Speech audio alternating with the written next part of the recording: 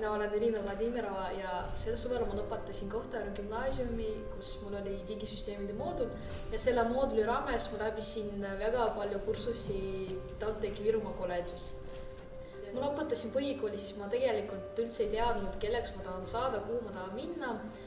Ja siis Kohtla-Järve gümnaasium pakkus erinevad moodulid ja ma tegin endale valiku, et ma hakkan õppima just arvutioskused, sest ma ei tea, kelleks ma tahan saada, aga arvutioskused on alati tulevad kasuks ja miks mitte.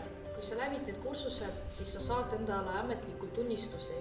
Gümnaasium ei anna sulle tunnistuse, et sa läbisid mingi programmeerimiskursust, vaid näiteks Virumaa kolledž annab ja kui sa lähed ülikooli, siis ja sul saatub see ainekavas, siis sa saad lihtsalt ümber arvestada ja vähendada seda õppekoormust, mis näiteks mulle aitas esimesel semestril.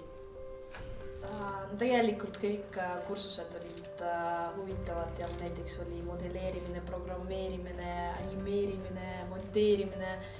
Kõige huvitavam kogemus minu elus oli see, et ma läbisin 3D modelleerimise kursuse ja siis üks hetk elus mul oli vaja ehitada puust ühte asja ja internetis polnud üldse nagu mingid fotod, ehk siis see asi oli ainult minu peas. Ja siis ma mõtlesin, et kuidas ma võin seda ellu viia.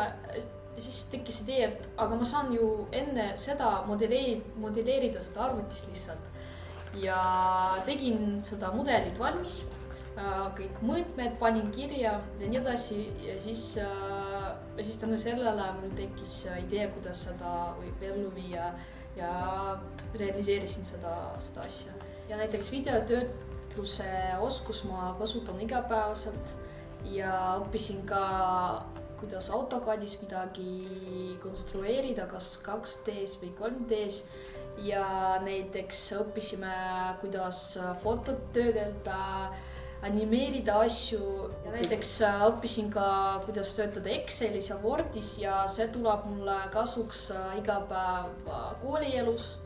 Kahjuks väga palju õpilased mõtlevad selle peale, et kui nad hakkavad läbima mingid kursused, siis loengutel nad peavad lihtsalt istuma, kuulama mingit rasket juttu, aga tegelikult see Virumaa kolledžis vähemalt see nii ei ole. Et ma tulin siia ja ausalt öeldes mul oli 70% praktikat ja 30% teooriad. Ja gümnaasiumis õppides, kui ma läbisin need kursused samal ajal Virumaa kolledžis, ma olin nagu päris tudeng. Kallid noored, kes lõpetavad praegu põhikooli või gümnaasiumi, teil on Kohtla-Järvel suurepärane võimalus, te ei pea kuhugi minema, et teil on siin kodus võimalus läbida tasuta neid kursuseid, tasuta õppima just Virumaa kolledžis ja see on uskumatu võimalus ja see tuleb teile kindlasti kasuks pärast kas tööl või ülikooli elus. Nii et kasutage seda võimalust julgelt.